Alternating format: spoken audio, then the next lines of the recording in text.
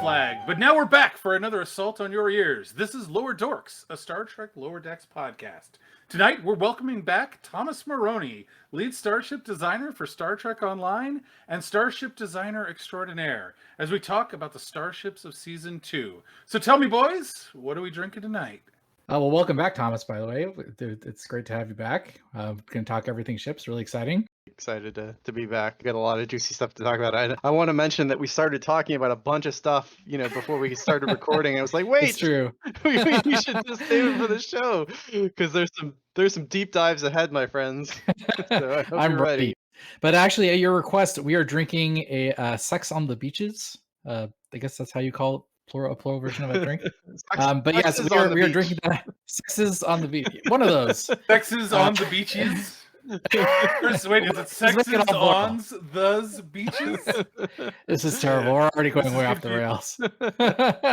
But we are doing this because there is a certain room that on a certain hero ship in season 2 that makes it very relevant because there are beaches and or water and or marine mammals around. But we're going to get to that later. But yes, Sexes on the Beaches, or some variant thereof, is what we're drinking. Is that why we're doing this? Yeah. Didn't you know? Now you do. That's why I justified it. It makes sense if you think. Just don't think about it too hard, I guess. Don't think about anything Star Trek too hard. Yeah, it's true. So where are we starting here? There's a lot of stuff going on this season. Yes. So I've drawn up a list that we can go through in the order of the episodes being aired. So there are a lot of ships in season 2. Some of them have reappeared. They're existing canon ships, or they're ships that we've seen in season 1 of Lower Decks. I've tried to focus a lot on the newer ships, the exciting redesigns and completely new designs. So that's what we're going to go through in the order in which we see them. So let's jump right in, actually. The first episode, Strange Energies, we see a lot of ships even in the intro holodeck sequence. I'm thinking specifically of the shot where Mariner, hijacks the Miranda variant ship and is kind of blasting her way out. And you see these like brief shots of tons of different ships. It's like the showmakers just threw in every single ship they could think of.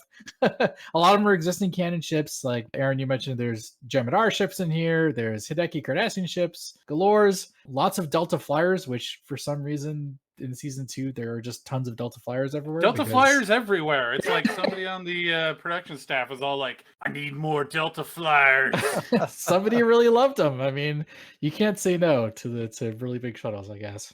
So let's talk about the updated Miranda first, just because that's the one that Mariner escapes on. As far as like the visual differences, there are some, but they are few. They seem to mainly exactly, canon Mirandas we've seen in other places, unless you guys have picked out any of the differences. Yeah, I don't know if you've ever seen a live action version of the Miranda where the front of the nacelles are red. Yes. Yeah, I think you maybe saw some version of Constellation do that, at least in like promo, like trading cards and stuff. I don't know if it actually ever, if the Buster Collectors on the Constellation ever glowed in the show, and I'm pretty sure we've never seen them do that for the Miranda, so that's new. And it's an interesting point. I'm looking at it now that the sides are still the copper color that are implied in the movies, but the little strips in the front are bright red now, which is kind of cool. I guess spoiler alert, this is also a holodeck recreation, so who knows? That's true. How much? Oh my God! Why did you say that? I haven't watched the episode yet. Ruining it. I know. I only say that to say how much who knows how much Mariner is tweaking things for the rule of cool and all that. She's making her workout program, and she's like, I know what I'll do. I'll make the Miranda's nacelles red. I mean, she is a person of strong opinions in general. That's so, true. I feel like if she has an opinion about something and she has the ability to, play God, essentially, that she's going to just tweak reality. But I mean, I don't actually think that's what's going on for the record. But, I do always think it's worth noting that whenever you're like watching something that's a simulation, that any sort of deviant from canon could be explained away that way. Yes, any author could have just come in and made that little edit. That's true. Well, and of course, Star Trek has a history of visual changes without explanations. Yeah, so that's true. Maybe this is just how it was supposed to look all along. Indeed. Also in this shot, Aaron, you pulled a still that I didn't even see in the show when it aired, even when I was doing my frame by frame analysis. But it's this really interesting Romulan looking ship with a very small head and kind of giant wings. And this is what we were talking about right before we started recording. I kind of said it looked like a ship from Star Trek Armada 3, which is that Sins of a Solar Empire mod, the Vengeance class. But Thomas, you have some background knowledge where this came from. Why don't you tell us about it?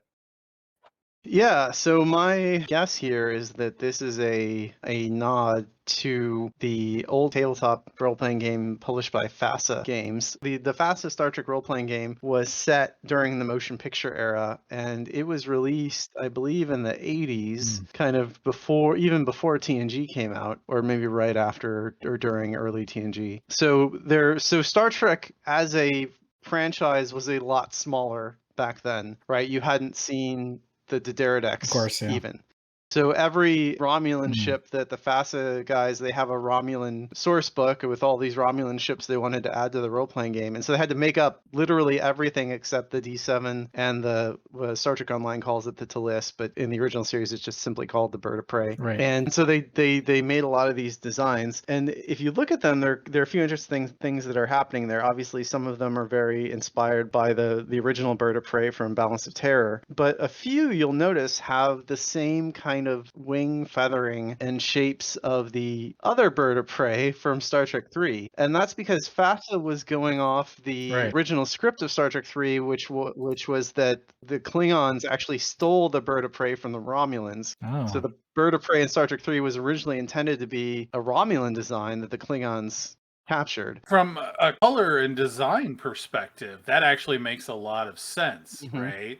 Right. In TNG, they actually retooled the Klingon aesthetic to be more in line with the Bird of Prey. Right. Yeah, the Vorcha first ship. Makes sense. The first new Klingon ship that was designed for TNG, capital ship anyway, I think there might have been a shuttle before this, was the Vorcha class battlecruiser. You can definitely see the Bird of Prey influences in that design. I mean, you can also see how the D7 influenced it as well. And that the Vorcha cruiser was designed by Rick Sternbach. So the FASA stuff is, you see a lot of the Bird of Prey from Star Trek 3 inspired in their ships. And it's interesting because we've never seen, canonically, we've never ever seen a Romulan ship from the 2280s, which is the movie era timeline, right? So starting in Search for Spock and then through Star Trek 6, that goes basically from like 2283 to 2289. So we don't know what a Romulan ship from that time frame looks like. So this might actually be the first, if that's their intent, which it looks like it is to me, this might be the first time we've seen a canonical example of that. Because if you look closely at that ship, you can kind of see its nacelles. All that to say, this looks heavily inspired by the FASA ships from that era. And I don't think it's a one-to-one, although there is one in there that it really does look close to, which is the Vengeance, I think you said, Stavros? Right. Yes, I think that's what it's called. And so, I think they were probably throwing that in there as a nod to some of these older Star Trek ships, which is super cool to have that little nugget there for old Star Trek fans. That was the interesting thing about FASA's design work, too, was like they did a lot of stuff. And some of it was really like cool evolutionary design aesthetic from what we had seen on screen. And then other stuff was like, hey, let's take a TOS Enterprise and the Miranda and let's glue them together and see what happens. Right. But like they did tons and tons of designs to really flesh out the various powers as an armada that exists. It is a fleet. It's not just 20 different versions of the Constitution because that's all we can put on screen. Right. It's really just fascinating design work, and it's too bad so much of that was lost to history. And it's nice to see some of it coming back. Yeah. Speaking in that picture, though, you don't just see those. There's tons of other same basic concept. There's like what looks like a partial Bird of Prey, and that's something you saw on a lot of FASA ship. It would take elements of a starship and like cut out and add to it to create new shapes. And you see a lot of that in that, for lack of a better word, spaceship hangar. Yeah. What's really interesting about that hangar is the scale is pretty wild here because you have You have the Miranda, which is 300-ish meters long in that ballpark, anywhere from like 280 to 4 or something. I don't know. Anyway, so it's a capital ship, right? The Miranda is actually not a small ship, but behind it, like you can see the Miranda in front of runabouts and Peregrine, Federation Yeah. attack fighters, which are much, like a runabout could easily fit inside the Miranda hangar bay. And yet behind it, it's somehow bigger. Yeah. Definitely artistic license on Mariner's part. Right, yeah. Yeah, maybe the more I think about it, the more this has got to be just Mariner just going off the rails with the holodeck, because we've seen where Mike McMahon has been very aware of ship scaling, so this just seems to be kind of crazy. That whole scene is full of clues that this is not actually happening, and it's all like an illusion of some variety. And then it was. So that's probably just another clue that we should have picked up on. Or I guess I did pick up on. Haha, I'm smart. I want to call out, so there's the runabout and the Peregrine that we mentioned. There's also the Bajoran interceptor in there, which is cool. Looks like even the scales aren't consistent. Like you can see a runabout that's like the right size, and then behind, off in the distance, there's another runabout that's like way bigger. Yeah. And that's it too, because like this scene isn't just one shot. There's like a brief tracking shot. There's a bunch of different cuts as Mariner's making her escape. And there's so much in every one of those shots. It's really just right. I could have spent hours taking screenshots, but this one that we're looking at, I think, was the most indicative of just how wild and weird that scene was. Yeah. Kind of crazy to think about the legalities of if this is close enough to a FASA ship, who owns the rights to that? It opens a can of worms. Yeah. So it's interesting because that era, right before FASA got the license, maybe not quite right before, but before FASA had the license, in the late 70s, there was a company called Amarillo Design Bureau. Oh yeah, I remember Amarillo. Right. When they're still around, they're still doing stuff, and they landed the Star Trek license in perpetuity. What? But only for the original series stuff. So they're still putting out officially licensed Star Trek games called, I think, Star Trek Federation Commander. I mean, the biggest one they did, obviously, people are going to yell at me if I don't mention this game, because it's actually a landmark tabletop strategy game called Starfleet Battles. Yes, of course. Yeah. It's one of the most famous tabletop strategy games out there. And actually, I had a teacher, a high school history teacher, and he was in the Navy, and he told me that they actually taught that game to officers in the Navy because it was so involved, and like because you had to manage like a million things at once to command your ship and stuff, that it was a really good mental exercise for these people to learn how to command a ship, right? Which I thought was really cool. I actually remember playing the old DOS adaptation of that game. That was like a very watered down version. So in the 90s, Interplay made a computer game based on Starfleet Battles called Starfleet Command, and it was actually probably one of the better Star Trek strategy games out there. It was really good. It was 3D, and you had shield facings. The combat, I guess, you could compare it to Star Trek Online, but I would say that Starfleet Command combat was actually more involved. There weren't really any special powers, but you could do things like beam over mines and like ram them with suicide shuttles.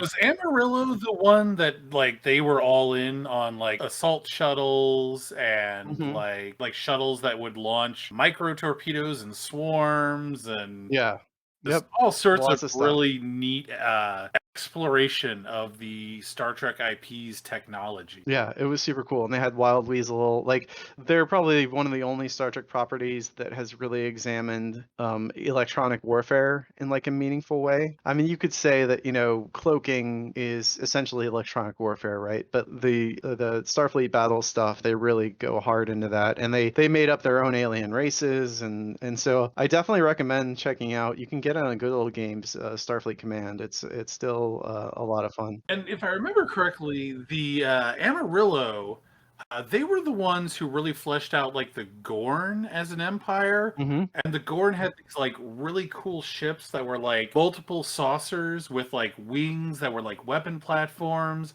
and they had the vertical nacelle configuration. Yeah, they definitely had the multiple saucers, and I mean they had to flesh out everybody, right? It's the same thing with what FASA did, where it was just sort of like Yeah, do everyone. you saw like one Klingon ship on screen in the original series, and they just sort of had to blow it up from there. So they use a lot of the Franz Josef stuff, and I don't know if they like licensed the Franz Josef designs from Franz Josef's estate or whatever. But it's interesting. There's some weird legal stuff with the Franz Josef designs because a little bit of behind the scenes from Star Trek Online. We did an original series themed expansion several years ago for the 50th anniversary of Star Trek, which I guess would have been 2016. And we were going to add a lot of original series era ships to the game. And so the very first thing I did was I took that Franz Josef book to our CBS licensing guy, and I was like, hey, can we use these? Right. You know, these fans have like loved these designs for years, and there's an expectation there. Right. And he was like, no, sorry, like Ugh. we don't want these to be in new official stuff. And I'm not sure why. I don't know if there's some confusion over who owns those designs, because back then Paramount was so flippant with the license. Because like I said, Amarillo is still around and they're still making money on Star Trek. I think their contract was essentially like they paid some money once and never had to pay anything again. So or maybe they have a flat like a 5% royalty or something on those books. I don't know, but they're still doing it. They just can't use anything after TOS. They just can't use. Interesting. Well, and I think much more protective of the IP now. And I think like now more than like even in my childhood, I remember the concept of like intellectual property protection and a brand as it extends to a particular entertainment property. It seems like they were a lot less protective back in the day. Mm-hmm. I think it's because, we didn't have the mass communication.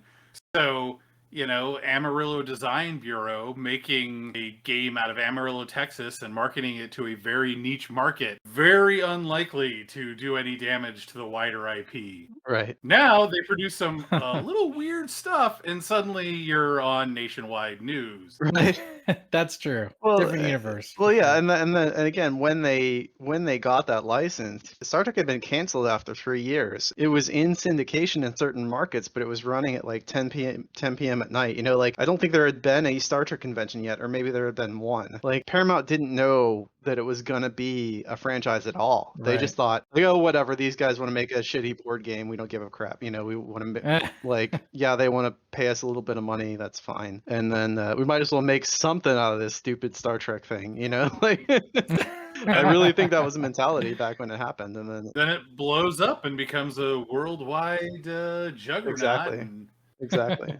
Well, I hate to stop this deep dive, but we're like half an hour in, and we've only talked about 3 seconds of footage. I warned you. The first episode. I warned you. No, it's good stuff. It's good stuff. In fact, maybe I'll put some links down of FASA down in the episode description so we can talk about it more. Let's move on to the next episode where we see some interesting stuff, which is Embarassment of Dooplers. Oh boy, are we going to talk about Andorians? Oh, you know it. We know we're going to talk about Andorians. So there's a shot of the starbase where they need to drop off the Doopler ambassador. And you can see a lot of ships docked there. A lot of them we've seen in previous episodes. It looks like there's a Luna and a Parliament there. There's what looks to be like the big Maquis Raider type ship. Some other ships there. But guess what? Some Andorian ships too. They look humongous. Are they Kumari class? I think that's the only Andorian battlecruiser that we've been able to name there. It looks like they're missing wings, or their wings are a lot shorter. Their wings are like kind of clipped. Yeah. So I think there's one that's very clearly like a Kumari, right? And I think it's just the angle that we're looking at it that you can't really see the wings.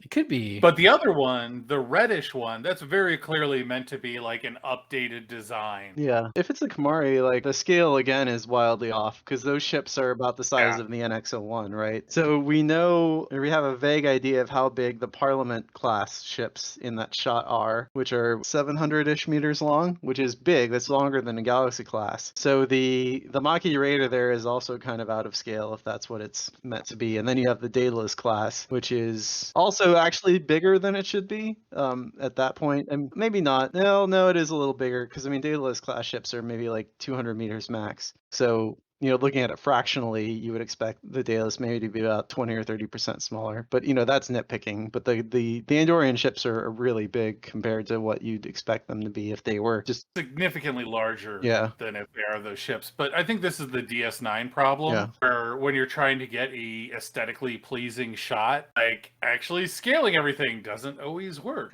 I mean, so we're starting to see this pop up, and we'll talk about this more when we get to the Obina class later. But the art guys here are starting to like, making a large variant of a ship just to look good in shots and be interesting in episode. Yeah, and we don't even have to wait for the Obina class because the Vulcan ship is huge. Yeah. That's right. Yes, for sure, definitely. But I think that was intentional when we get there. But yeah, we'll get there.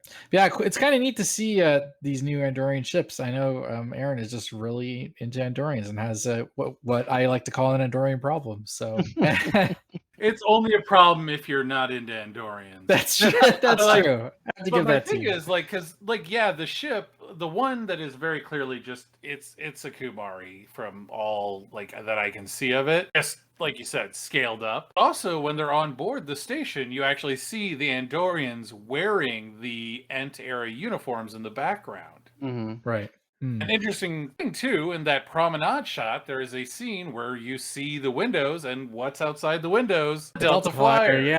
Yeah. Maybe they're actually to scale, and you just can't see them in this external shot that we've freeze framed here. So, I mean, one thing that I think they're doing a lot more in season 2 is straight up using models of ships more, as opposed to painting the ships or even painting over the models. I think a lot of the shots we see of the Cerritos, I feel like are probably just straight up renders, and they've got a nice lighting rig on it now, and it's not. So in season 1, a lot of times you could tell that they were rotoscoping over a 3D model, but they were still hand painting certain things on top of it. In this shot, I think the Cerritos has some hand painted light on it. There's the rim light. If you know what to look for, you can tell when a ship is moving if that movement is a render or if it's just, tracking a flat card. Right. Which indicates that they're painting over it. So I said all that to say that it makes sense that we're seeing a lot of reuse of these things because it's these are the models we have. Right. And we need 50 ships here, right? So we're just going to throw in a bunch of Delta Flyers because that's what's sitting around. We got the Delta Flyers. Got to use them. Amazing. But there is, in their defense, I will say there is a certain amount of in-universe logic to it in the sense of Voyager comes back. So this is after Voyager got back, right? And this is actually, if this is in 2380, that's 2 years, maybe a year or two at least. After Voyager gets back, and then Voyager's like, oh, hey, we've got, what's up, guys? We've got Batmobile armor and transphasic torpedoes and, Borg shuttlecraft that can literally survive in any environment. Starfleet, do you want all of this? And obviously Starfleet engineers are going to be like, yeah, we want, indestructible shuttles that. Yeah. Well, and that's my whole theory behind the Delta Flyers showing up. They got back and they're like, yeah, we built this thing while we were in the Delta Quadrant. And Starfleet engineers started looking at it. They're like, oh, it's all modular. It can be built on the fly on any starship. It's incredibly resilient. It incorporates all this newfound technology. You know what? Let's just make some minor improvements using, stuff we've developed on our own in the last, 8 years. And let's start hammering these things out and make it the new template. Yeah, that's right. Totally. Why reinvent the wheel? That's right. Yep. Yeah. I feel like Voyager is locked in a bunker and down in a gas giant somewhere, and Section 31. Last shot of Voyager should have been Voyager being wheeled into a giant warehouse. Yes. And they've got just a team. Yeah, they just got a team of thousands of engineers just literally taking the ship apart, being like, "Holy shit! Look at this stuff." Anyway, neither here nor there. Yeah, I did want to say one more thing about the shot. So the starbase is actually really cool. Again, there's kind of a scale issue here with this starbase, but it is based on the starbase Vanguard type of starbase. So the Vanguard novel, Star Trek novels have been around for a while, and they're set in the original series era. They had this fan artist was commissioned to design a TOS style starbase for the Vanguard, and so it's really cool to see that type of starbase become canon. And they mention that it's an old base in the script. Yeah, that's true. You know, it's weird that you mentioned that, because I remember, like, when I saw this episode, I'm all like, oh yeah, you know, that's totally a Star Trek design, and I was trying to remember where I had seen it from before. And you're right, it's very much like, I didn't read the novels, but I'm familiar with the design because, you know, I like ships. But it's also a really, like, nice, aesthetically pleasing design. Oh, yeah. The Looks lines nice. of it are really good. Mhm. It communicates a visual language of, like, what it's designed to do. The weird blue ring around it is kind of odd, but, like, overall, yeah, it's a solid design. I think that blue ring is meant to is a callback to Earth Space Dock, right? On Earth Space Dock, on the bottom of the mushroom has a really bright blue. That's right. Yeah. It looks weird here, like the thing is like spewing gas or something. Right, yeah, it is. There's a little leak there, yeah, or something, yeah. So at first I thought, oh, that's like a shield, right? That's like protecting the docking ring, so the ships there are protected from attacks from above or something, but it doesn't really hold up to closer scrutiny. So the Starbase Vanguard, it apparently was called a Watchtower class starbase. And then I'm trying to find the name of the guy who designed it, because the guy who designed it has an amazing website called, I think it's just called starfleetmuseum.org.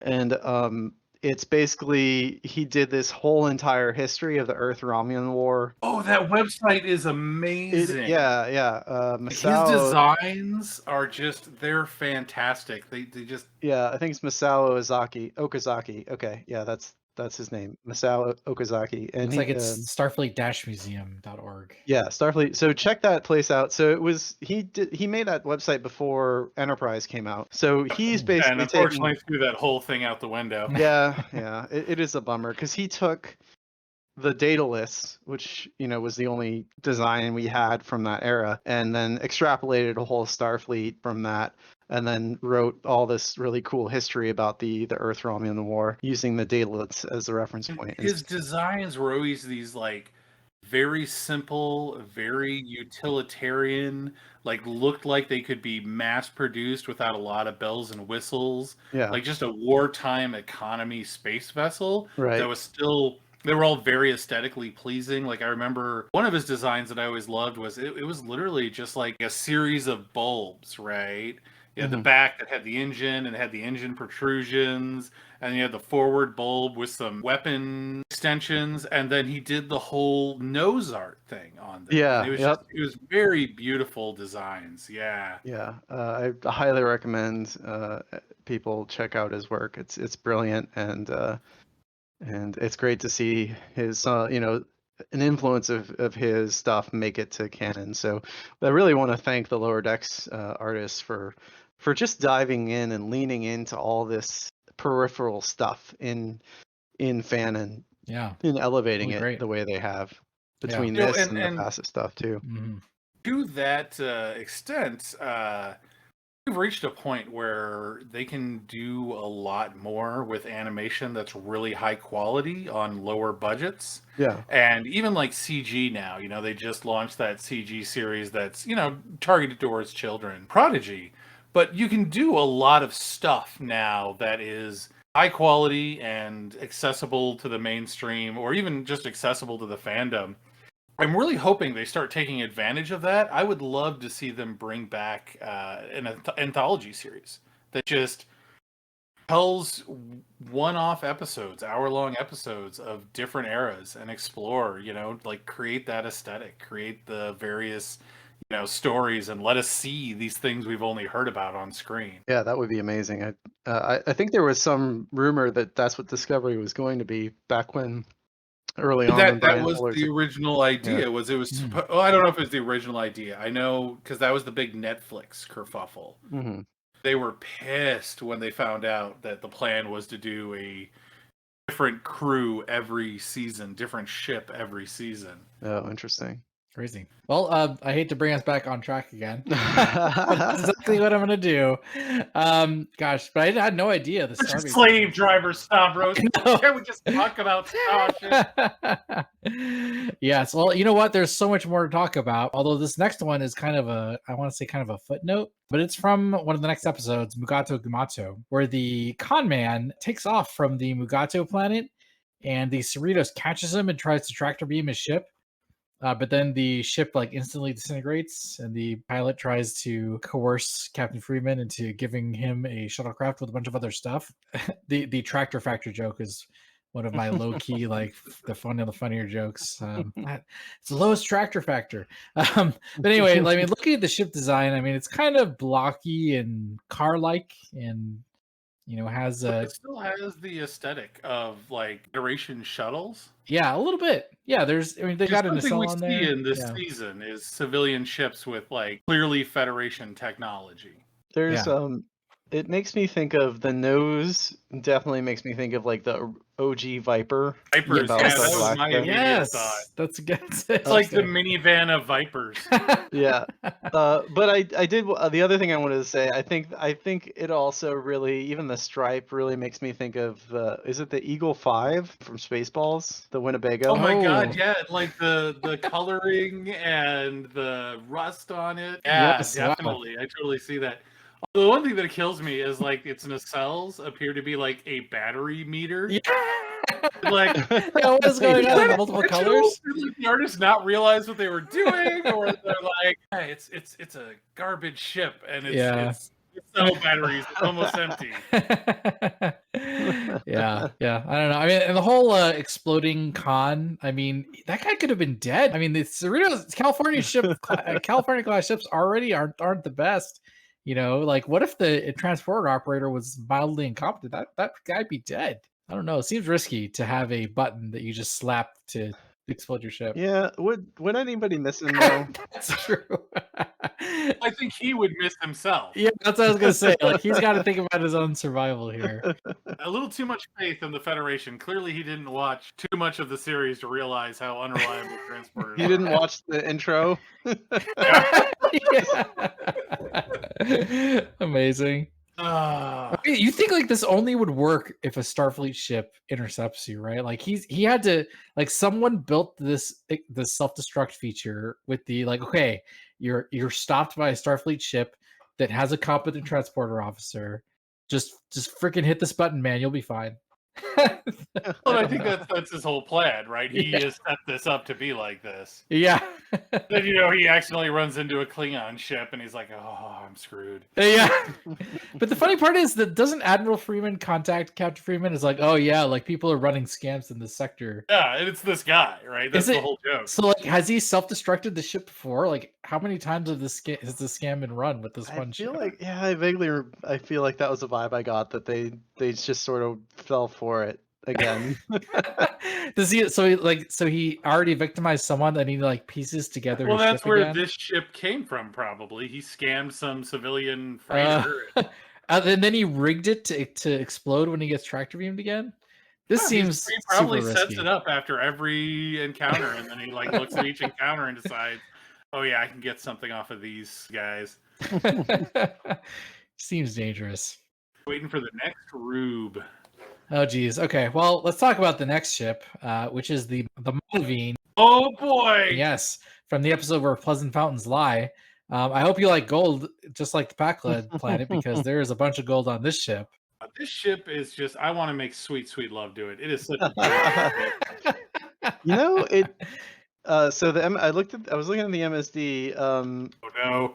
Yeah, I don't think we were supposed to look too closely at that. Well, that's the funny part about. So before you go on, like we have clear shots of the MSD in this episode, so there are a lot of things to be seen. Well, I just wanted to say that so when I saw the MSD, like I wasn't even looking at the labels, but I was looking at the side of the shape of the ship from the side. I was like, This looks familiar. Where have I seen this before? And then I remembered it looks a lot like the Moya from Farscape. Moya from Farscape. Oh, it yeah, really does. Wow. Yeah, I wonder if that was a little nod, because the tail especially is very, very But it's similar. got the double tail, and I've seen a shape like that in like I think a like space fighter sim. Hmm. Like the big bad aliens are like these organic ships with that shape. Yeah, maybe like the Vasudans from Free Space or something. Yeah, something like that. I like the little circles around the nacelles. It kind of gives it like a retro side. It's like weirdly fantasy with all like the flourishes and the gold, but then you've got the little circles around the nacelles 50s sci-fi kind of situation going on there. Everything about this ship is just a beautiful design. It's cool. Like the hull armor, the glittering scales, Yes. the gold embossing on it that forms like the shape of like a fantasy creature. But it also does what I love that Star Trek like gets away from too often is exploring the Star Trek rules for warp ship design, where it's all like, yeah, you have to have 2 nacelles and they have to have 50% line of sight and you have to have this. Right.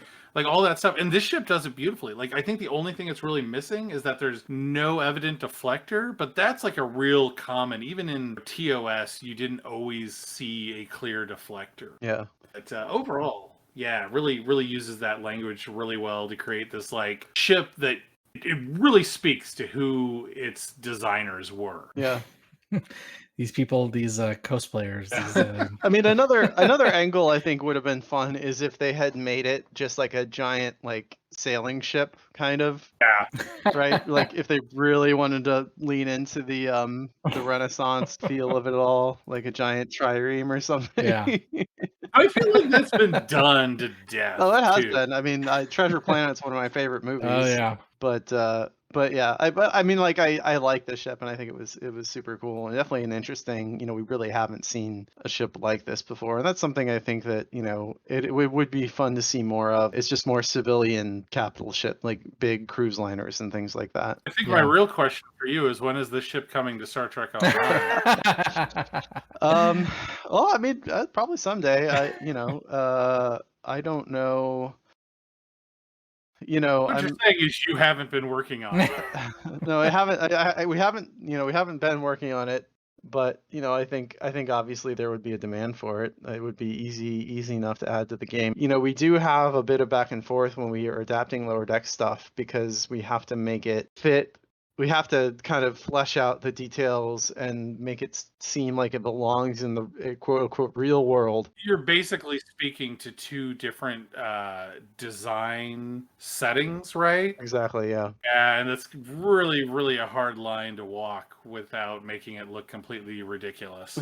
Yeah, I mean, we did that with the Parliament, and there was a bit of back and forth from CBS about feedback of, like, oh, it's not quite. I imagined it more blue was the note that we got. I was like, all right, we'll make it more blue. Like, more blue. More we dots. started with just a normal Federation gray ship, and they wanted more blue. And it's like, okay, fine. I mean, that's easy enough for us to do. But we did add a lot of details that weren't really in the show, but are lots of little decals and rounding out things and phaser strips here and there and stuff like that you don't really see in the show model because we want it to look good up close when a player is flying it. And that was one of those things too, that was one of the season 1 ships, and I feel like in season 2 they've really gone like so much more in depth with the detail and all of their design work. Completely, yeah. For sure. Whether or not that's 100% true, and it's not just me being, a stupid fanboy. No, I would agree. But actually, speaking of design, I kind of want to go in because we talked about the outside of this ship, and like I could talk about this ship for hours. I want to talk about the inside too. Oh yeah, everything we can see in the MSD. Yeah. Well, not just the MSD, but like the actual like interiors of the ships of this ship that we see.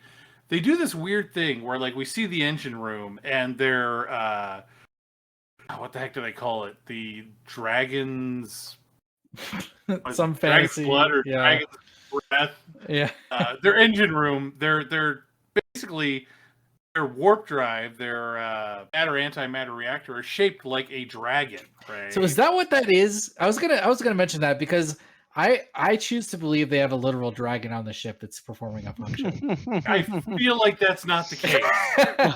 I don't know. We're gonna have to I agree feel to like that's disagree. a stretch. It's There's an nowhere near the engine now. organic heat they've enslaved to generate the 1.1 gigawatts of power. Look, the Cerritos has beluga whales, and these guys have a dragon, and that's just how They're it is. not using the beluga whales to power You the don't know Cerrito. that. We're gonna get to the belugas later. Anyway, so I yes. suspect that antimatter is not beluga. Anyway, you're talking about dragons. The thing is, so they have that design, and yet they have the banquet hall that's very Renaissance. They also have like hallways that are just like standard Federation hallways, right? They have rooms that are just standard, almost like they would fit in on any Starfleet vessel. And I think that's just a really cool like concept that like, yeah, you know, this is still a spaceship. You're just throwing like trappings over certain aspects of it. Interesting. Yeah. Yeah, it's almost like a cruise ship, right? You have the big like Yeah, exactly. fancy areas, and then you know where the kitchen just looks like a. This has got to be like their equivalent of like Air Force One, where it's like half for show and comfort Right, and yeah. luxury. Yeah, that's a good And then point. like they've got some, corridors and Jeffrey's tubes and stuff too. They got the room for when Harrison Ford needs to kick somebody out. That's right. That's right. All right. Well, all I can say is if this makes it into STO, you have to take out the warp core component and include the dragon component instead, because that's just how it works. But yeah, I mean, we talked about some other the details here, like the stables. They literally show horses on the MSD. Instead of shuttlecraft. They show a dragon. There's a room with just a dragon in it. Yeah, that's right. It makes sense. Their planet supposedly has dragons on it. I wonder if there's. That's what I'm saying, dude. It's got to be a real dragon. I'm not saying there isn't a real dragon on board. I'm just saying it doesn't power the ship. If Tendi can genetically engineer a golden retriever that can like vomit bats, like I feel like you could genetically engineer a dragon without too much trouble. I feel that's a little dark for Federation membership. That's true. That's true. Now, as a closing thoughts here, like we talked about before about the production value. I mean, what a well, detailed ship design to be used so not often in this episode. Like you don't see it that much. I mean, you get the couple beauty shots, but like that's it. But I'm just still staring at the still we have, and it's like, wow, there's just so much detail there. It's just so cool to see more evidence of nice details. Hopefully they'll come back. I think Billup's parents will come back. Also, I just noticed the force field has a really cool like filigree pattern on it. There's like a pink filigree instead of hexagons. Yeah, it's just a really cool touch. Amazing. All right, well, geez, enough of the Monaveen. As cool and gold as that ship was. Let's move on to arguably the best episode of the season, Wejduj. I was going to include the Chital, the Klingon ship, but honestly, it's a bird of prey we've seen a million times. Did you guys notice anything different about it? It just seemed like kind of standard bird of prey fare to me. No, I think it was supposed to be just a bog standard Burrell. Yeah. Okay. I was kind of disappointed by that, but I get why they did it. Yeah, totally. It is very identifiable Klingon. Identifiable, fan favorite, all that stuff. That's right. But let's talk about the Cheval. It's got the ring shape, and I immediately thought of the Dakir from I think Enterprise era. And I think we've seen it in other places too. Well, it looks like to me it takes design, aesthetic, and language from like the Disco era Vulcan ship we see. A little bit. The cruiser, and then like you mentioned, the Dakir, bit, the Vulcan ships from Enterprise, and I think it like combines both of those elements. And it's like humongous. Like this is a ginormous ship too, right? I don't think it's as big as you think it is. You don't think so? It's just I think it's just the Cerritos is pretty small. Well, so we have to Mike McMahon and Bradward, I forget his last name, but he's a producer on Lower Decks, actually tweeted out the canon length of the Cerritos, and it was like 540 something meters. Just decently big, yeah, right? So that's about 100 meters shy of the Enterprise D. So the Cerritos is not. I thought it was not as small as I think it is. Wow. Yeah. So the Vulcan cruiser, I think that puts it about twice as big at least. Yeah, that thing's huge. So it is ginormous. I mean, but I think that we don't see a lot else to really distinguish it from other ships like the Dakir. I mean, we're looking at the still right now. It's got these triangles on the sides of the ring, which are the most visually distinctive. Make it the most different from the Dakir. But also, if you look at the difference in the hull, there are a lot more angles in the Cheval. The memory alpha calls it the Cheval-type Vulcan cruiser. Yeah, I mean, it has, so they've added nacelles to it, right? Because that's what I think what the things on the side are supposed to be. So it's using kind of a combo Vulcan Starfleet warp technology if it's got the ring and the nacelles going on. I didn't think of that. Yeah, that could be it. And then it's really cool to see, one of the Andorian ships that was clearly like a different design than the Kamari. But I what I like about this ship is that they didn't just like take the Dakir and make that, right? They like made Slap stuff on it. they made a Yeah. new Right. design. It's clearly a Vulcan ship, but also new, which is great. And it makes me wonder about why. This is sorry, I'm going to apologize in advance. This is a super deep dive question, but like, Yeah. why it's does okay. Vulcan have a navy? You know what I mean? Like, Okay. Yeah, we're going to Here we argue go. about this real quick. all right, Because this is something that has been argued in the fandom for ages, and you know this, and I know this. It is, to what extent do the individual worlds actually maintain their own organizations, right? Yep. Because in DS9, they mentioned rolling the Bajoran militia into the Federation. But then also in TNG, we see there is planets that are Federation members that have their own defense force. Right. And it's like always this weird question of whether planets do. And I always got the feeling that the truth was some planets do, some planets don't. Vulcan's naval fleet it's probably just a science fleet, right? Just out there exploring, doing science stuff alongside the Federation Starfleet. On the other hand, you might have, more paranoid worlds, like I'm betting Andoria. I think this actually even comes up in the novels where they maintain their own defensive fleet. And I'm betting there's plenty of worlds like that where they're not Starfleet. Like there's a protocol for interaction between those two groups. Right. So in like times of war and conflict, there's a way for them to mobilize as a unit. Right. Yeah, I'd buy that. And I think, we even Discovery season 3, it's possible the Earth Defense Force has existed this whole time, but it's just essentially the Coast Guard, right? Yeah. Like Starfleet's the Navy and then the EDF is the Coast Guard. And maybe this is Right. these Vulcan ships are essentially like, well, most Vulcans really don't want to consort with Andorians and humans. So we're going to keep our Vulcan Science Academy and our Vulcan ships and They're really do our own elitist sciencey things Vulcans. by ourselves. Because it was really interesting. I mean, this episode, like you said, it's I think it's the best of the season because you see like, oh man, like the people who go to Starfleet are kind of the cast off, and it's just great to think about them as like, Right. oh, they're the black sheep, right? They're still so tightly wound when they get to a Starfleet ship. If you look at Spock and Tuvok and T'Pol and everybody else, but like still they had to be too crazy for Vulcans. It's like, oh man. Here's the thing though, that was even Tuvok's story though. Oh yeah. He was sent to Starfleet because he was too tightly wound. Like that was one of the things that like kind of bothered me about their portrayal of Vulcans in this. Mm-hmm. The implication in Voyager was that Tuvok was way too uptight, even by Vulcan standards. Oh, interesting. Like I always reference him to as back when Tuvok was a kid and still a member of the Proud Vulcans, right? Right. He's super racist. And it's like wow. You're right. Yeah, he was. Yeah. And it was not Starfleet though that mellowed him out, but like that was a part of why he was supposed to be there. That's why his parents wanted him. There's got to be like the Vulcan Navy's got to have like their sweet spot of like how Vulcan you need to be. Because if you go off the rails, go to Starfleet.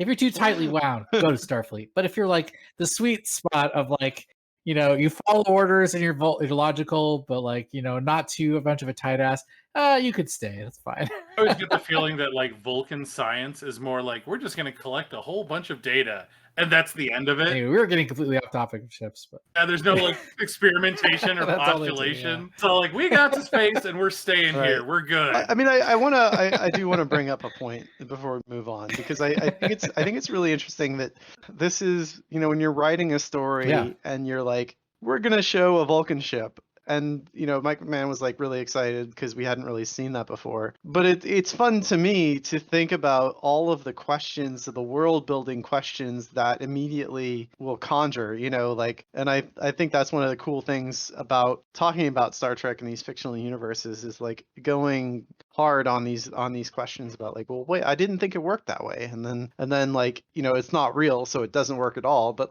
you can like have fun talking with your friends about like, well, this is how it could Right. be, you know, and make it all sort of fit. So I just think that's a fun way to talk about Right. it. And I think that was one of the failings of Enterprise, right? Was they had this great opportunity Totally. to really explore these alien cultures that wind up forming the Yeah. Federation. And like I just feel like really kind of laid down on that to a certain extent. At least the first 2 seasons did. I mean, Yeah, once you got into things like Kishara and the one at the end of the Zindi arc, and then there's the one where they actually go to Andoria to look for the ANR, which didn't like the world building in that. But like as far as the characterization, I thought it was really solid. I'm glad to see they're doing that same sort of thing in Lower Decks. Yeah, totally. Well, let's talk about a different ship.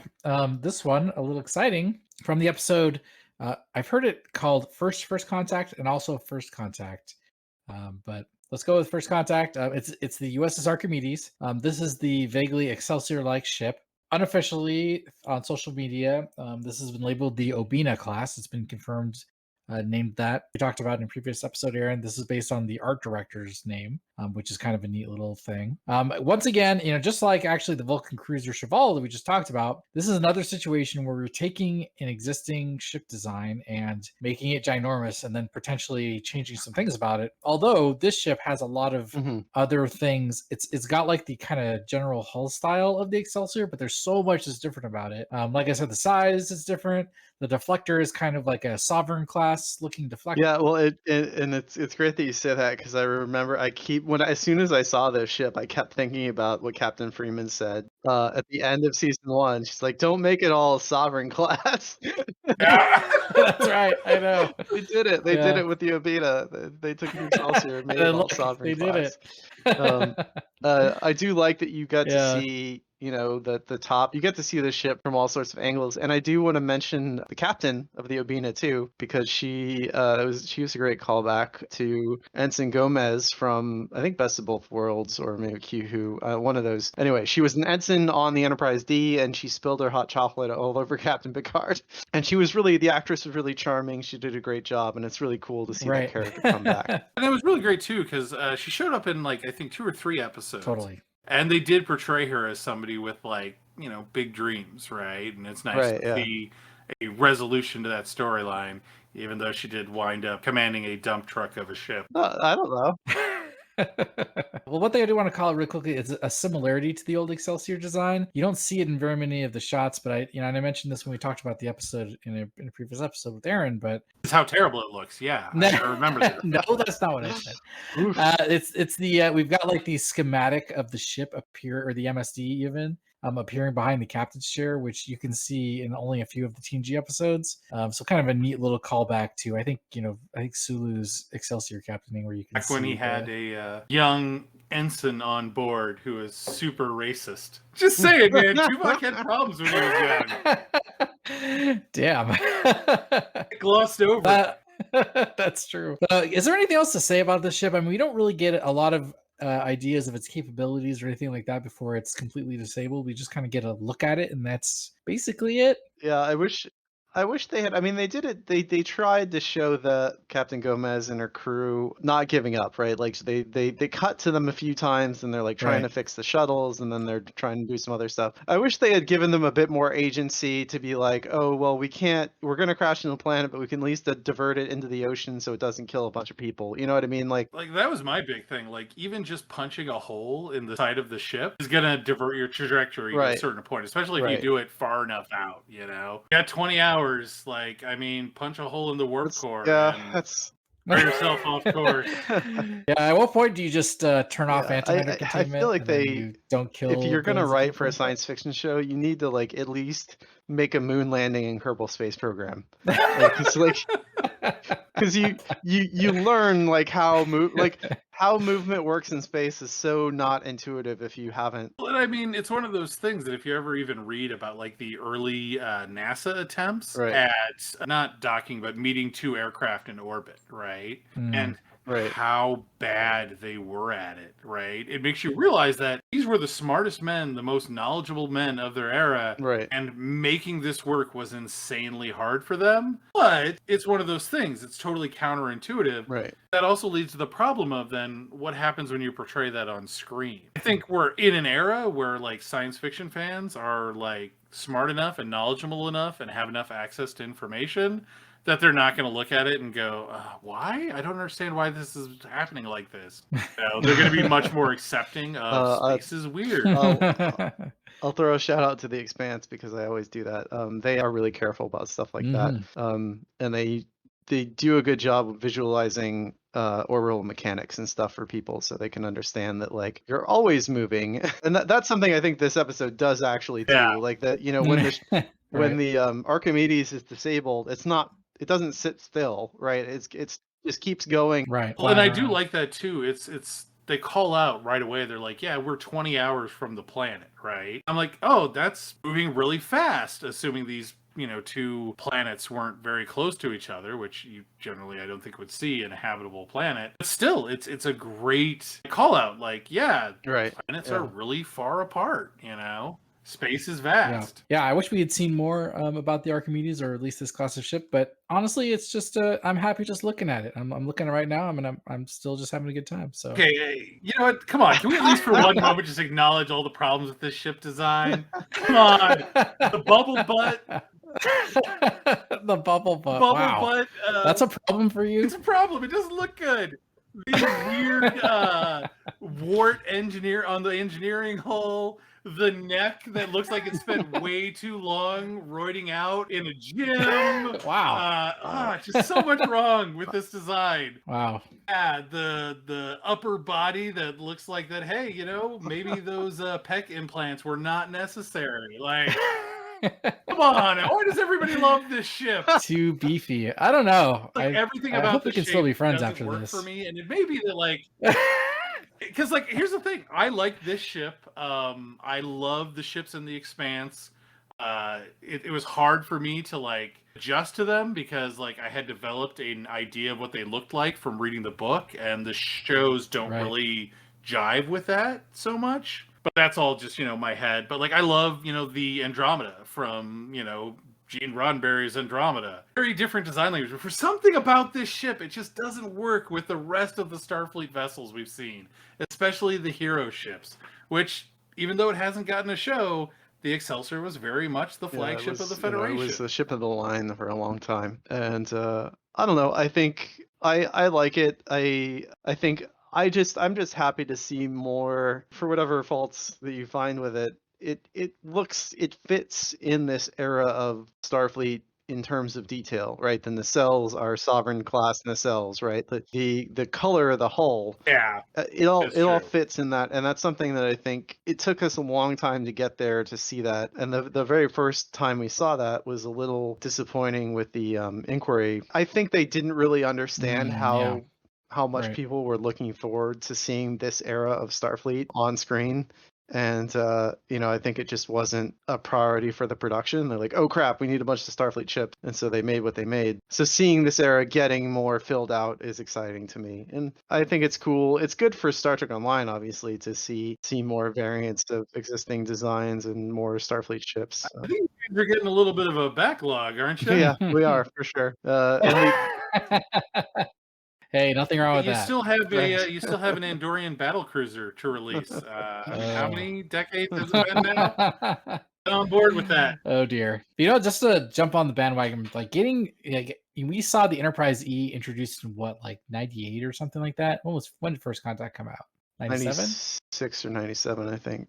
And like, how long has it been? And we've not seen any of the design elements in the Sovereign class reflected in almost any Starfleet ships. And you're right. I mean, a lot. What I like about this is even down to the freaking deflector, man. Having that color be that we've seen in the Sovereign class just scratches that ship itch for sure. But let's move on to the piece de resistance of this episode. Now that we've been going for so long on the rest of the show, but that's the Cerritos. Oh dear God! I got to pump the brakes already because not only are there new things in this ship that we've seen, which we'll get to in a little bit, but they even redesigned the friggin' model for season 2. And Thomas, I'm excited what kind of details you've picked out here, because even as a layperson, I'm sure I'm only catching like half of the. And I say layperson, I don't design ships for a living. Mm-hmm. But I mean, there's so many different. Like they've obviously remodeled the ship. The entire saucer's been redone. I can tell even just the lighting is different. We've got the lights on the name and registry. Color's different. I could tell on the underside of the saucer where the pylons hit the saucer. There's like little reinforcements there. Let's see what else. Lifeboat details are there. One of my favorite details, the shuttle bays. I think that's what they are. On the back of the saucer are kind of highlighted in blue, the little I guess force field effect there. But they've also done some other I feel like the cells they've adjusted the length of them based versus the saucer. What was your reaction? What stands out to you? To me, I noticed every now and then we'll get a nice close-up shot and you'll see like the RCS thrusters, which I think is a great little touch, the little yellow squares around the rim of the saucer, and that's where the maneuvering thrusters are. Right. And you actually we see them firing. Yeah. Yeah, that's right. You could see them firing in First Contact. And I don't know, have we ever seen this before in Star Trek? I don't think so. I mean, no, that's not true. To be fair, isn't there a TNG episode where this happens? Maybe. No, there's the booby trap episode. Well, they use the thrusters. I don't know if you actually see gas jets fire from them, like BSG style, which I think that's what we're talking here. But specifically, but in J.J. Abrams' Into Darkness or 2009, there's there's a shot where the Enterprise is rising above the atmosphere of Titan or something, and you see a bunch of thrusters coming from the bottom of the saucer. So I guess technically that was the first time. Technically. But I don't know if the cloaking mines from DS9, if you saw little thrusters, jets from those guys when the Defiant was laying the minefield. But this seemed like the first time a hero ship you ever saw them coming from a hero ship for sure. Not including the Enterprise in 2009. Anyway, the shot. Don't they show them firing in Beyond was it Into Darkness where the ship is crashing into Earth and then it pops out of the clouds? And I think that's the shot I'm thinking of. So either way, it might have been in both movies, honestly, because they're always screwing up the Enterprise in those movies. Poor Enterprise. Yeah, I know, right? Really tragic. I know. Going back to getting off the whole how much we love RCS thrusters, though. So the thing that I do want to comment on, though, is because we talked about this previously about it feels to me, and I think you had mentioned this too, Thomas, is that they're using a lot more models this season over rotoscoped CG scenes. Yeah, I think that really shows through in a lot of their space shots. Yeah. And just looking at comparison shots, I feel like it shows through a lot in how much it's crisper and nicer looking the Cerritos is, Yeah. Whereas with the matte painting or the paintings or rotoscoping or whatever, you're looking at, I feel like there's almost a certain dullness to it for some reason. Right. Well, and the kind of range of motion in those shots is a lot more limited, I think, than what you get. Because it's cells. Every cell and every variance creates this massive amount of work. Right. Especially when you're dealing with a high detail object like the Cerritos or any other starship. So one question I have, it's rhetorical because I don't know unless you all have heard something, but are the changes in season 2 in the detail of the Cerritos, you mentioned the cell struts and any of the other details added that I noticed, is that meant to indicate? Is it canon change? Is it a refit, part of the refit, or is it just sort of no, it always looked like this, we just got better at modeling? No, I'm serious. Is it it's pre-DS9 Klingon head ridges? Right. It's got to be both. It's got to be both, because at the end of season 1, we even talked about this today. The Don't Make It Come Out All Sovereign class. So there is a refit happening, but then there are other significant changes happening to the model where it couldn't have just been a refit. Right. So if you asked Mike McMahon, I feel like, is this kinetically explained by the refit? I feel like he would probably say yes, but the reality is that it's both. Yeah. Right. They've made these fixes in universe and they've made this out of universe new model. And that's why it's different. One thing I will complain about, which is a super super nitpicky detail, which Yes. is So we live for. So there are these red and green lights that dot the saucer, the outer rim of the saucer. Yeah, Yes. the running lights Yeah, don't make any sense. Yeah, the navigation. So navigation lights. So on real ships and most Starfleet ships, you would have the green light on the right side or the starboard side, and you'd have the red light on the port side or the left side. Okay. And the reason that, and this is airplanes have this too, and the reason is that when you see the airplane or the ship far away, you need to know what direction it's traveling, right? Is it coming towards you? Is it going away from you or whatever? And so you can know if you see both the red and the green light and you see the green light on the left side, that means the ship is coming towards you, right? If you see the green light on the right side and you see the red light too, that means the ship is traveling away from you.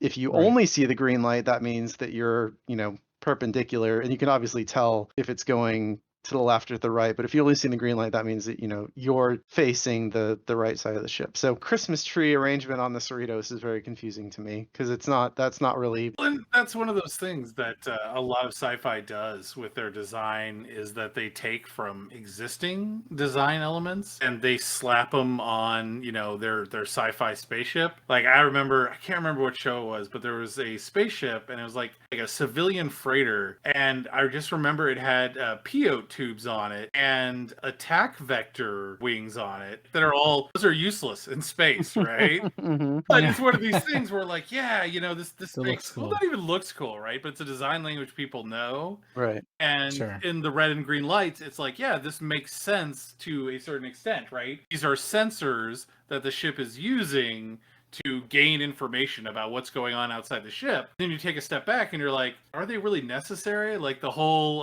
when Ransom is piloting the ship by hand, he's all like, get rid of the view screen, we're doing this old school. And I'm all like, there was never a school in space where you were visually piloting a vessel. Like, even now, like the space shuttle, it has windows. Like, that's not how they're approaching the ISS. It's all telemetry, Yeah. Like, and I'm not 100% sure if this is true or not, but I've even read, like, the Dragon module is, like, all automated. Mm-hmm. And they're largely just passengers there in case something goes wrong, which is the same way with like this old school space program. You would see from like astronauts, from back in the day where they're like, we're not really test pilots anymore. We just sit in there in case something goes wrong. That is true. Glorified computer programmers. It's funny you guys are talking about all these red-green running lights, and I have partial red-green color blindness. I had no idea, and I feel like I'm better off for it. maybe it doesn't bother me. Maybe that's what's happening here. The art director Obina is like, just realized he's just had a revelation. He's like, oh hell, he just, I don't know, put him wherever. Oh no.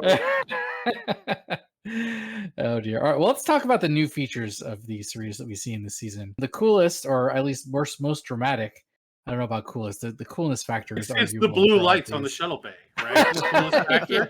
I mean, yes. Blew me away. No, I was talking about the removal of the outer hull. And it's funny because in Star Trek, we've heard about inner hulls and outer hulls and stuff before. And now we get to see this visual depiction of how removing an outer hull looks. But it's obviously for a plot device. I don't know. What do you guys think? Is this how you pictured a ship without its outer hull looks? Yes, despite the whole concept being completely ridiculous. Yeah, I mean that's its own issue, but somebody mentioned that, and I think this is true, that like they kind of foreshadowed this a little bit when Tendi and Rutherford are building the model. Yes, the model. Yes, it had totally an orange inner skin, and I think I remember I build models of ships, when I was a kid, so I think I just remember like, oh, that's just like the color of the plastic or something, right? But then then you see this, and it's like, oh, okay, that's like actually the inside of the. And I love the fact that there's actually, because this is an Ent era callback. Mm-hmm. They mentioned the hull plating being polarized, right? Yeah. So they can't fly through with the hull plating on because it'll attract the goobers that are out there in space. Right. I thought that was a really neat callback and, a good explanation of why they have to remove the hull plating. Like, why you would ever design a starship where, like, you can manually turn a switch and, like, the hull plating comes off? That just doesn't seem very secure to me. I mean, to be fair, I mean, I thought they did a good job of showing it that it was actually like a big job that took literally every person on the crew to do it. Yeah. And they had the little twisty thing from First Contact, which I thought was a good Yes, that was cool. Yeah. But the only problem is, this is dangerously close to the guy that explodes his whole ship when he gets tractor beamed. This is like a similar feature. The only difference is the guy with the shuttle that gets when he gets tractor beamed to self-destruct, is he has wired everything to come apart with a button, whereas here everyone has to pull a little device, on the hull or whatever. So I'm always looking at stuff like this and being all like, this is way over designed, right? Like every panel has like a release latch, and yeah, there's like 2 different latches that you can access. It's just at this point where you're like, God, the feat of engineering that this ship is, and then it's all like, and they refit these things? Yeah, apparently. I mean, maybe that's why they have the panels that you can disengage, so it's easier to actually get into the guts and that can be it. swap stuff out. That's crazy. I just seeing the inside of the inner hull is never something I would, because it's always just mentioned, when the Borg's cutting in, it's like, oh, they penetrated the outer hull or whatever, but never seeing the inside. It's weird. I thought it would be more stripped down. It's like a skin on the ship when I'm looking at it. Yeah, well, I kind of got the sense from this episode that like the outer layer is like an armor. Yeah. Even with like deflectors and shields and all that stuff, kind of makes sense, because like space is really, really like spread out. Like we have this vision of like asteroid fields where it's just chunks of stuff everywhere. But like it's really spread out. You're moving so fast that there is so much junk and so much risk. Then you also need things like you need protection from all the various radiation sources. There's the whole like issue of heat conductivity and how you're expelling your waste heat. Right, There's all these different issues in starship design, and the inner hull, outer hull is kind of like this elegant design concept. It's cool. I mean, definitely no getting around that for sure. Let's move on to the next new feature, and we're gonna get to the one that we've inspired our drinks for in just a second. There is a line of dialogue, and I already got bent out of shape about in our recording for this episode. So Aaron already knows about my aneurysm I've had about this. But so there's a rubber ducky room on the Cerritos, and that's a canon fact. It's the quarters for Rubber Duck McNeil. We established this. No, this is the problem with this is a feature of having a show that is both a parody of and in canon, a piece of canon of Rubber of the Duck source material. was canon before the Cerritos MSD ever hit the scene. I mean, this is obviously a callback to the TNG MSD where there's a rubber ducky, and now Tendy goes, "Hey, do you want to visit the rubber ducky room?" And I'm thinking like, "Oh shit, this is now a real thing that can be explained." I don't know. What do you think, Thomas? Like, is there like what's going on? Like, I'm losing my mind. So I mean, okay. So here's what I think. Here's how you make it. Here's how you make it work. Okay. Which is, there's a concept in programming of having a rubber duck on your desk, and so you're trying to debug code or something, like something's not working, and so you take your rubber duck and you're like, you explain how the code works line by line to your little rubber duck, and then the idea is that like by explaining it you'll figure out what the bug is, because you'll be like, and this thing is in line 47 is supposed to do X, and then as you read it to the rubber duck, you're like, oh no, that's not what it's actually doing, or oh, I forgot a bracket. That means that my coworkers are all rubber ducks. Yeah. No, I mean that's the rubber duck. It's for when you don't have somebody that you can talk to. You have a little rubber duck that you talk to.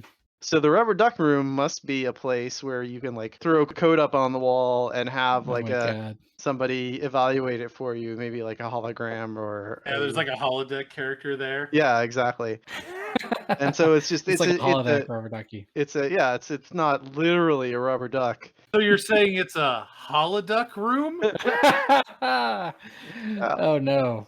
Exactly. But okay. I like that idea. That's becoming my headcanon. Look, but okay, now we're getting into canon inconsistencies, because on I don't think we are. on the Monaveen MSD, the horses are literally horses, Right. which means that there's literally a dragon on the Monaveen, and which Yeah, means but there's literally a rubber they're duck. cosplayers who come from a planet where they pretend to be Renaissance people, and the planet has dragons on it. The dragon is clearly just one of the dragons from their planet. The horses are clearly the horses they take with them when they go to other planets for their entourage. Come on, man!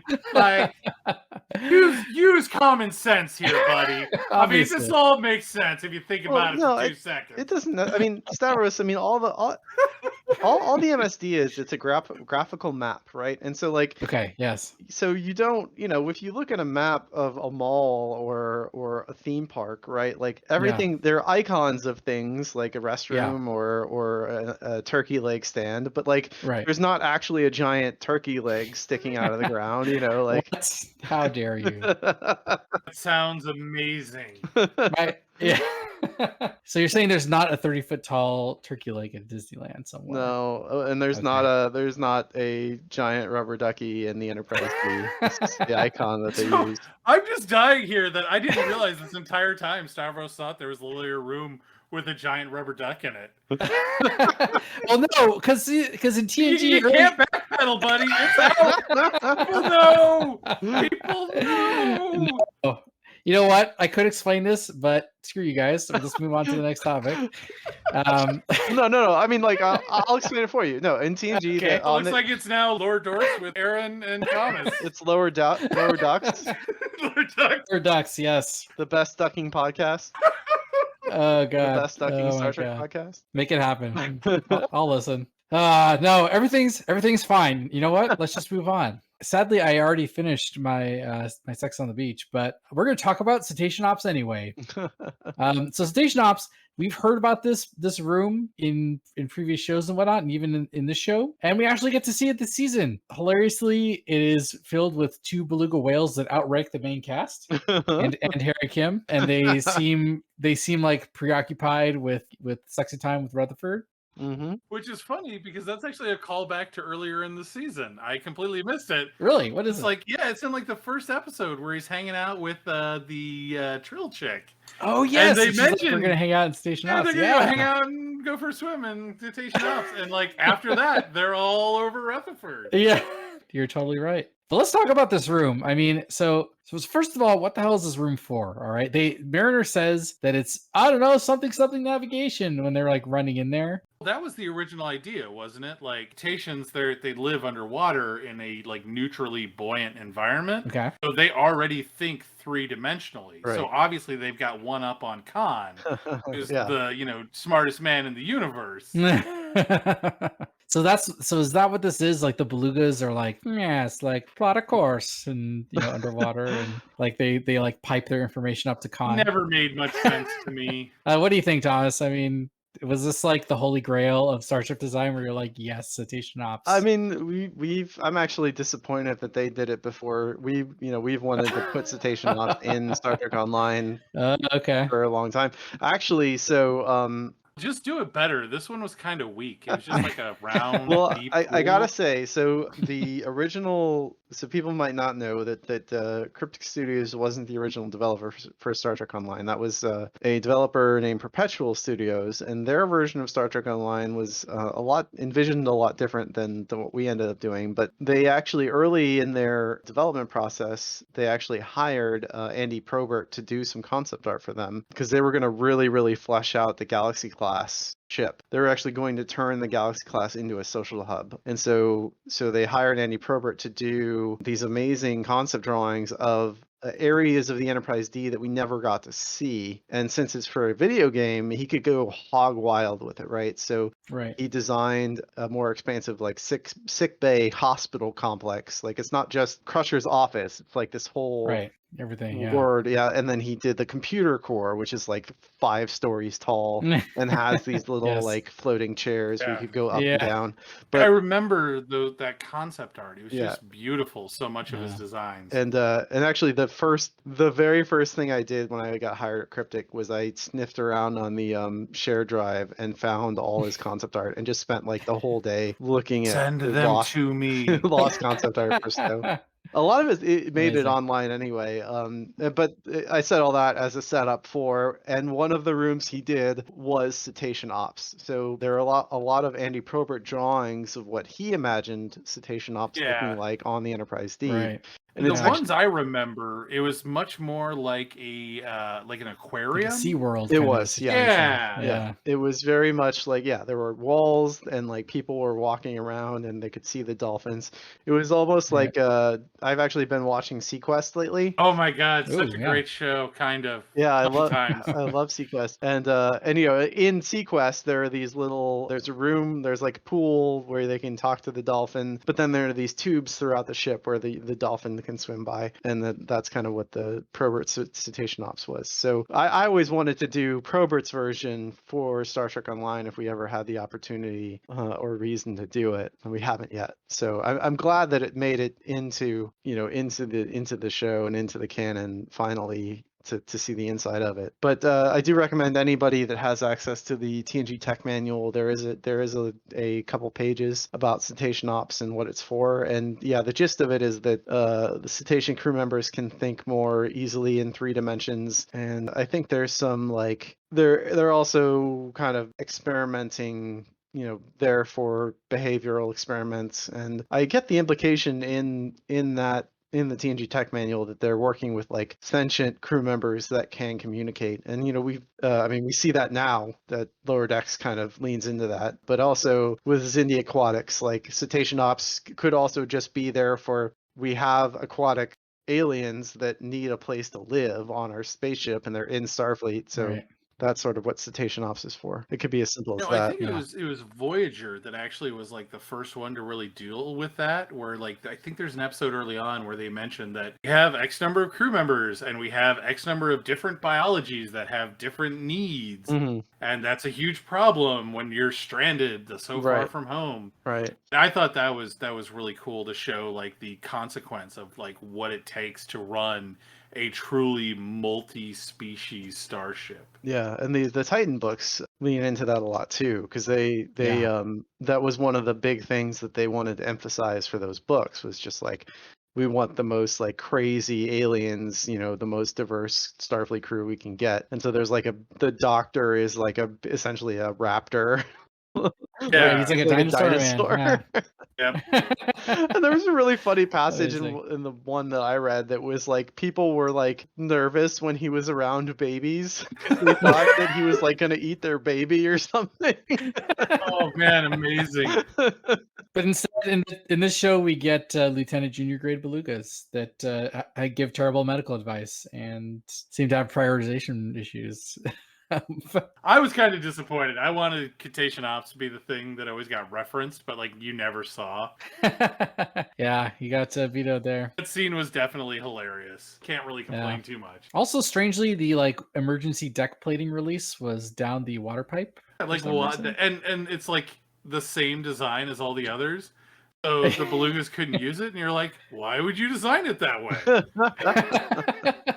Shouldn't you make flipper compatible LCARs down there or something? At least they had. At least like Boimler kept his suit on when he jumped in. Like that's true. Because I feel like there must have been a temptation for the writers to have him like, oh, then he takes off his suit to go swimming. It's like, but it's a spacesuit. Like, why wouldn't he just keep it on? That's funny. Oh, geez. Okay. Well, the only other thing I want to point out on the Cerritos is we actually see the captain's yacht, which I think we've only ever seen in Insurrection, I want to say. Just a quick shots of it. And overall, it seems to be pretty consistent with what we saw in Insurrection. Kind of neat that the California class ships, despite being the workhorse class, also has a captain's yacht for some reason. Voyager had an Aero shuttle. Right. The Galaxy and the Sovereign had captain's yachts. I always got the feeling that like after you reached a certain size, it was just like the captain's yacht was standard. And there was like some design function for it that's never really specifically spelled out in the series. Yeah, do you have any opinions on that, Thomas? Yeah, I wonder if it's in the standard place where it is on the Voyager Enterprise D and the Enterprise E, if it's at the bottom of the saucer. I mean, what's interesting about this version of the Captain's Yacht is how much of it is inside. Yeah, because it's usually like glommed onto the bottom, and like you Right. can see the outline, but it's very much a part of the hull. Right. Whereas this looks like it's in a bay. Right, exactly. And there's even like seats in the bay for some reason. Yeah, what's going on there? They're waiting for know. it's like the waiting line for Star Tours. Like, who's going next on the Captain's Yacht? Well, and I'm kind of thinking this may be like on the Cerritos, it's designed for like dignitary transport, right? Oh, okay. It's like it's like more of a yacht. Yeah, yacht. so like you're, transporting other like influential people in whatever world you've gone to engage in whatever, high concept sci-fi rigmarole is happening this week. Yeah. That could be it. All right, yeah. Yeah, there's some cool videos. So Andy Probert did a painting for the Ship of the Line calendar some years ago where it shows the Enterprise D either launching or recovering the Captain's Yacht, which was so just Google Ship of the Line Captain's Yacht and you'll probably find it. I've never seen that one. You can see the top of it, which is really cool. Neat. And then somebody else did a test. There's like a test render of the Aero Shuttle being launched on Voyager, and then there's also a video that somebody did of the Enterprise E Captain's Yacht being launched, but from the inside, which is also really cool. Yeah. So that one I have seen. It's pretty good. Yeah, it's a cool. It's an interesting concept, and it's one of those things that you kind of know when the people writing are super steeped into the lore. The fact that this episode mentions captain's yachts and cetacean ops is just kind of like boggles my mind. You know what I mean? Because I feel like there are a lot of times in TNG or Voyager or whatever where it's like, oh, if they had remembered that this captain yacht was there, they might have written the episode a little differently. Well, and I think it's one of those things that it's the whole TOS problem of they didn't have the budget to do it, and their workaround created this whole other logical inconsistency that they then later would have to deal with. So they just like, you know what? If we reference this, it causes this problem in this episode, and this episode, and this episode. You know what? I'm just gonna forget it's there. Screw it. I had this great idea, but nope. All right. Well, that's all about the Cerritos. And one actually ship I wanted to briefly mention, but it got killed out of my notes for some reason that I'm going to talk now about at the end. Just it's kind of an afterthought. Is back in the episode Kayshon His Eyes Open. Yeah, the collectors. Yes, the collector ship. It is this kind of goofy looking ship that's kind of this hodgepodge of cylinders and pipes going everywhere. What in the God's name is going on with this ship? Like, all you see is this establishing shot with it, and you can tell from the episode itself that the vast majority of the inside of the ship is collector museums. Yeah. Right. But dear God, like what? I mean, where's the engine? Call back to we were previously talking about the Expanse. Yeah. There's references, and I think they're in the show too, but in the books, they talk about how a spaceship is just a box with an engine on it, right? Yes. Mm-hmm. And when you're in like Star Trek level technology, like what's the tensile strength of the materials you're using? Yeah. Can you do with a structural integrity field? I've always kind of wanted to see like ships that are just, bolted together junk. You don't see that too often. But I feel like that's gotta be a thing unless like warp drive is super stressful. You need a really strong space frame to hold your ship together.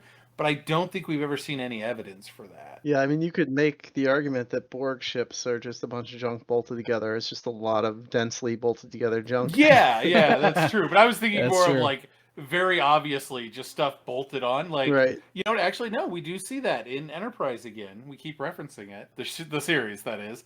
But the Arctic research vessel that the Borg take over. They just bolt stuff onto the outside as they continue to expand technologically. So you think that's what's happening here? Like there's just not a lot of thought given to the exterior of the ship? And I don't think so. Did we see that ship move? Because I just sort of... No. Is it a station? I just sort of assumed it was a space station. I think they call it a ship. Yeah, I want to say they call it a ship. I do call Well, there is a little shuttlecraft in the shot that I'm looking at with the Cerritos. And yes. Well, that is the collector collector guys. is. functionary guy. Yeah. So it could be an ancillary craft for that ship. Like I'm seeing like looking at this, you see like there's the blue glow that to me indicates like some sort of deflector.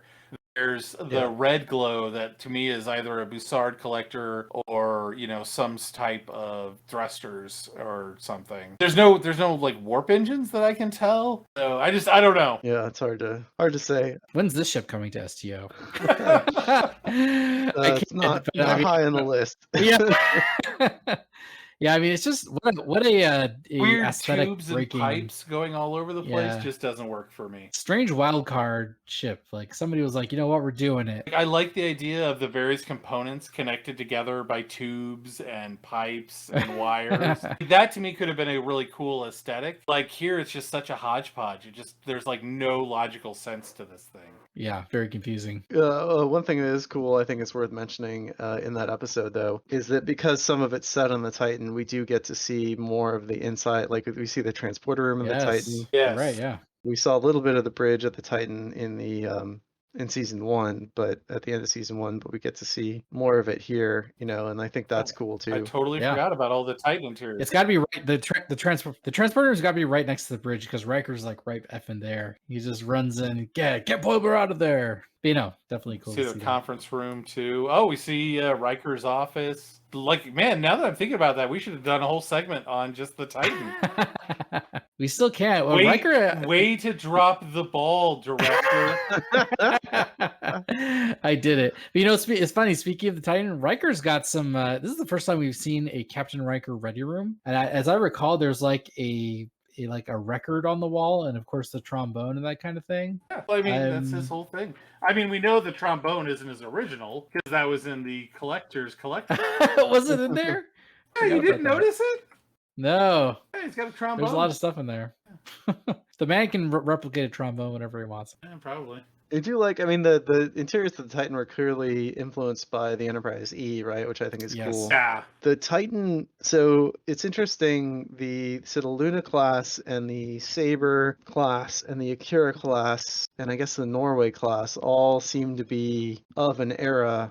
Like, you know, they're kind of interstitial between the early 2360s Galaxy class, and they're not quite like Sovereign level yet, but Right. it's cool to see that progression, and it's cool that they did that on the interior work of the Titan too. I would love to see the Titan come to life in a live action show someday. Like it would be really cool to see that. Yeah, I don't know, like I've mentioned this before, but like Riker in Lower Decks is very animated, right? Mm-hmm. Yeah, Like that's true. he has this like very bombastic presence. I'm not sure like Jonathan Frakes could like pull that off in like a live action series on a regular basis. Yeah, I don't think that I don't even think that. Yeah, I think Mike McMahon has been on record saying that they know they're pushing it with him, and that like their version of Riker, they wouldn't expect if there was ever a live action Titan show, they wouldn't expect him to act exactly the same way. No, not at all. But I do think though that he would be like much more than Picard was, a very like dynamic and charismatic character. Totally. Like the kind of person who, unlike Picard, where like his crew, they all respected him and thought highly of him as the father figure, I would see Riker much more as the captain that like the people rally around as this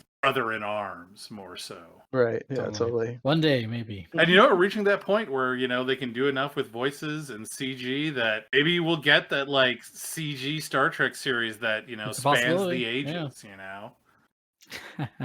I mean, they just dye his hair a little bit. He's not, you know, he looks okay. Like, you know, they could do a. You can pull it off. They could do the deep fake stuff. Yeah, that is true. They do the digital de-aging now too. Yeah, that's right. Spiner's already done it. I do wonder though about how his mobility is, because you know that was the whole story of like why he was like the cool guy in TNG that. Like he sat in chairs weird and he was always leaning, and it's all like, because he's so tall. No, he had back problems. So like he couldn't do the like proper like twisting to get into chairs, and all the chairs had these low backs, so he just raised his leg over the back of the chair. Right over him. This episode has gone from ships to the Riker universe. So I feel like I think we've discussed all the ships that we are fit to ship in season 2. Are we missing anything? Do you guys want to mention anything else? I think we've covered just about everything. I feel kind of like we've dove a little too deep into our cups at this point. My sex on the beach is a little too sandy. It's all gone. So I suppose in that case, I gotta say thank you once again, Thomas, for joining us. Yes, absolutely. I hope you'll come back again sometime in the future. Yeah, I mean, I'm sure there'll be all sorts of new ships to talk about next season. Can't wait to see what they are. This is a lot of fun. Thanks for having me. Thanks for letting me talk for 30 minutes about 1970s Star Trek RPGs. Totally. It's a great non sequitur to have. So, but you know what? That being said, I suppose that it's time we turned off the warp core for the evening. You'll be able to catch us again in the not too distant future when we once again lie about our brief hiatus between seasons. If that's not soon enough, you can catch us on Twitter at Lower Dorks. Or failing that, pick up your local FASA RPG book, turn to page 269, and in tiny letters, find Stavros' home address. He'd love to see it. Wow, is that true? No, I have to go find a copy. They are from the future, so clearly... Oh, that's true. Somebody in the future wanted people to know where you live. Thanks, future guy. Well, future guy was actually Archer all along, right? Oh shit. Well, I don't actually mind that theory. All right, I'm going to stop the recording there. Or we can keep going.